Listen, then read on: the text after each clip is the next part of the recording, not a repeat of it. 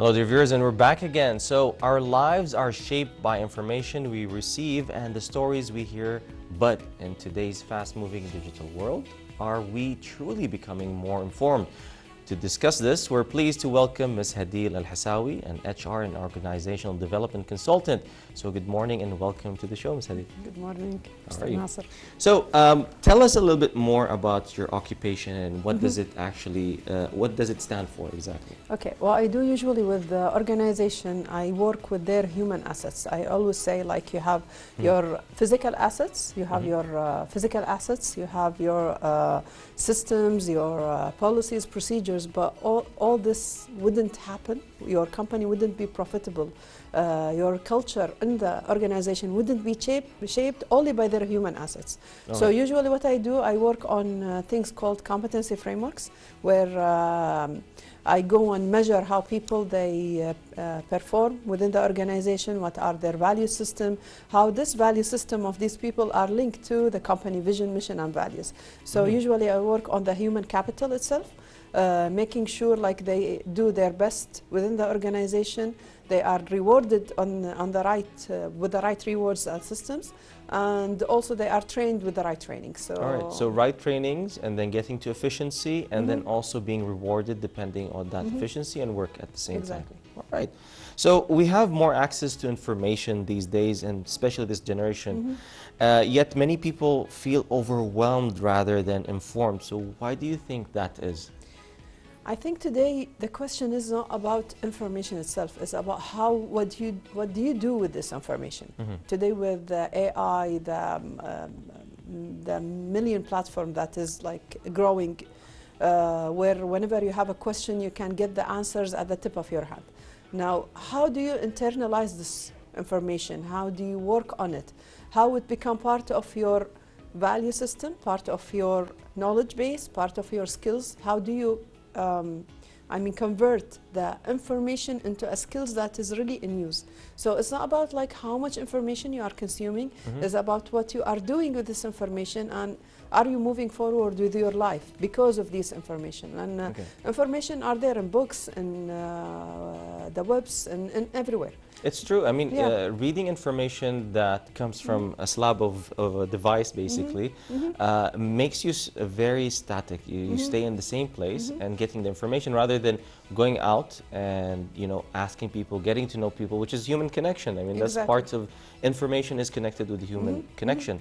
And the moment you disconnect that, you become a person that is kind of like a person who's in a vegetable state, just sitting down and just consuming information nonstop. And consuming, the problem with information, like you would get brain freeze with it. It means like too much information, at the end you will get lost. The human capability, the human mind capability is limited with the amount of information that can be digested and internalized in a certain time. Means like, let's say, and I have Excel with 1,000 data and 1,000 words. Unless if I summarize it in a way that would inform me that to take decisions, all this information, all this data collected wouldn't be. So by the time, I always tell the people like I work with, it's not about the accuracy of the information, it's not about like how much information you would go. If you are in a market that is changing rapidly, today it's all about decision. What decision you are taking with the information, either it's too much or limited, what decision you are taking and where you are moving forward with these decisions. And correcting all along the way. Yani with the quality system that we put in place, usually it says like, whenever you do something, you just do it, and then you keep measuring that and adjusting and moving forward. So it's not about information, it's about what you are doing with this information. All right, so also another thing about information is getting it. So this generation, basically, we hear that they're not more of readers. They're not people that actually sit down and read and have intellectual like conversations and all that. So is that true in some way? I think the way we read is becoming different. Yani if I would, then we usually connect read with books, and that's not true. With the new generation, Gen Z and Alpha, they have access to devices. They are already accustomed with everything being systems. So reading on like social media reading, let's say listening to podcasts. Podcast by itself, it's a reading by itself, where you are getting experience from other people talking about that. You either put it in a books or even, or like you hear it directly from these people. Social media, websites, so all these are readings. But the problem with the today generation is not about reading and information, is about like they don't know what they want to do with their lives. Actually, they are growing up like they everything is accessible, everything is easy at the tip of their hand, everything that comes to them without I would say previously in my generation we were suffering to go somewhere, or like to get an information, or like to do something, or even to get anything from our dads and mom and of course. But today it's very easy accessible that they reach to a state where they don't know what they want from their lives, and I think this is the problem. And there's a point you said about growing up. Now, I remember us growing up, we used to listen to stories, read stories. So this was part of growing up. Today's generation, we see them that they're holding their iPads and or turning on the TV, and they're now more focused on channels that tell them the story rather than them basically reading. Because we know and we heard that before in history that folklore stories or good night stories usually shape generations and shape basically centuries of civilizations. So how does this also affect? A story, when we say like a story was shaping us as a generation, it means like the values that we consume from these stories, what values I get from that story. When I hear, like when I read about hero or heroine that she do something and then she fall in a mistake, then how she rectify it, and then how she reach to a resolution for that stage. It's an experience being given to me even before I fall into that experience. So currently they do this, they consume through movies, through media, through influencers, There is a stories in life now, but the only thing, the difference is the way we are consuming them. We are mom and dad at home, how we are reshaping this information into making them something meaningful. I think the lost in connection now is not about stories, is about reading, is about making something meaningful that affect my value system as a kid. Means like if I'm in university, okay? And part of my value system that my mother, she invested in me was curiosity, knowing, thinking differently, critical thinking, decision making, and today generation, are they able to become curious? Are we giving them the tool to explore? Are we giving them the tools to think critically? Means like if they read or listen or hear anything in the media, in the movies, everything, can they discuss that? Well, that's the problem of actually having social media and channel platforms is that they're more of followers. They would see how the person reads on the channel. They would see even some channels will basically go on and do a survey of a playground, for example, and show them that this is a new playground that opened, and that person would play there. And kids would follow them and they would say that, yeah, you should play it this way, you should slide that way, rather than just, putting them in a playground and just discovering it themselves. Exploring themselves. And I totally agree. So I think one of the main things today, it's responsible from like the schools, the teachers, from the parents, everywhere. Like, I should give a space, I always tell, I should give a space for my children to get bored. And boredom means like they will start exploring after a while. If I keep giving them all the tablets, toys, taking them everywhere, activities, filling their all time, when it will be the time where their mind will start acting by itself and thinking how to fill in the gaps. I always tell moms, like, boring is blessing. Why would you need to fill all the gaps in their life? You don't need, even if he come like and ask you like, I'm bored, go think of doing something. Give him paper and pen, whatever. Simplify the way you would do parenting. Don't fill their life with gadgets.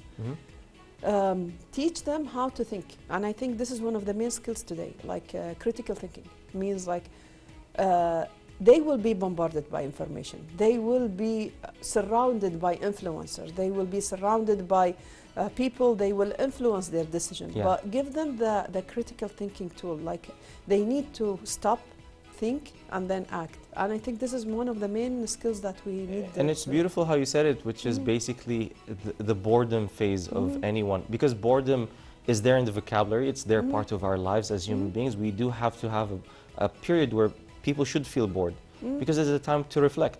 And with that, it pushes me to the next question, which is speed versus depth. Now, people don't have the time to actually, you know, reflect and do critical thinking. So are we actually in that age where we can't save it? I think, yeah, the problem is with, 2 days ago I was reading an article about like notifications in the phone. The problem with like notifications in the phone, you always feel you are in a hurry to answer. You always feel there is something you should fill. And these small notifications, like once you fill them, like replying to an email or opening an SMS, or it gives you in your brain like a reward system that you are satisfied that you did something, but actually you did nothing. Yeah. So on the go, on the day, you feel like you're or you you're did busy. something, but it's so small So and small. insignificant, and Exactly. you're doing it on a repetitive and it's like way. the dopamine would go high spike in your mind. At the end of the day, you feel like you did a lot, but you actually did nothing. Yeah. You were speeding up and you're stressed. You feel like you're overwhelmed with many things. But when you come at the end of the day, you reflect like, what did I accomplish on that day? You feel nothing.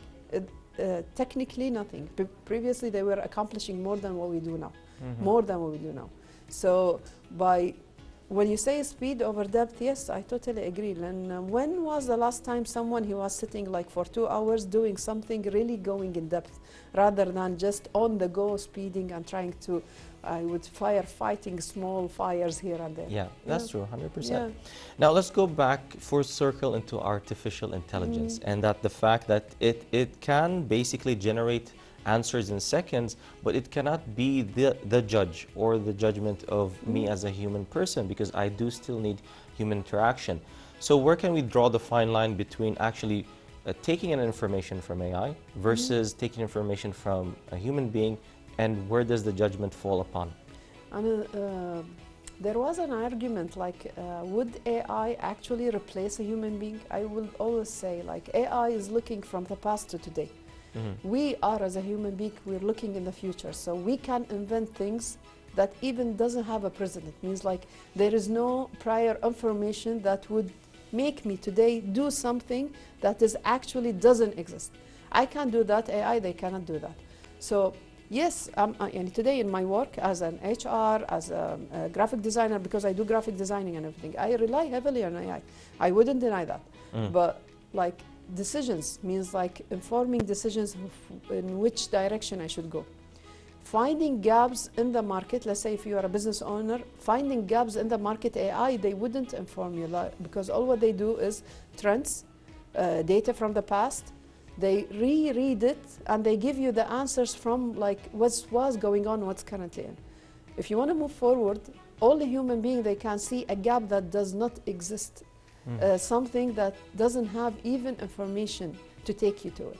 So I think the difference between like how do you use AI, how do you use all this information, the way you think and act today, I think this is, there will be, I would say there will be a majority of human beings just following and what the AI would tell them. There will be a minority who actually will do this, breaking the gaps.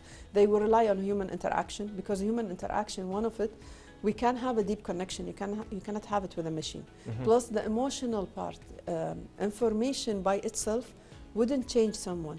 Information plus emotion would change someone. If you're happy and you consume the information at the same time, this information would actually reshape you from internal. But as an AI, like they cannot do this. The falling of the emotional part, they will not be able to take them to a breakthrough where they can see the future. And because the problem is that information flows really fast, this is when we're talking about speed and depth. And it's kind of like a fleeting moment. You just take the answer and just go away. You don't have that depth of basically connecting with AI, and because it doesn't answer you back unless you ask it something. Plus, for example, if you're using that as a student and for homeworks, let's say the AI he answered. The problem is you need to understand the answers of the knowledge is something that you internalize, is something that goes deep within, something that you need to reuse. So getting just an information and you just answer the homework, it wouldn't solve the problem of you understanding and growing from internal. So to grow, actually, you as a human being to grow, you need to understand what you're reading. Just taking the information and passing it by, you're a channel of passing information would change you. All right, last messages before we go. When it has to do with us being the future of inventors rather than consumers. I think one of the main things, like, you need to learn all this information. I mean, learn the AI, learn how to use the AI, learn how to critically think, okay, and understand information. You need to have you need to know how to take decisions quickly and informedly.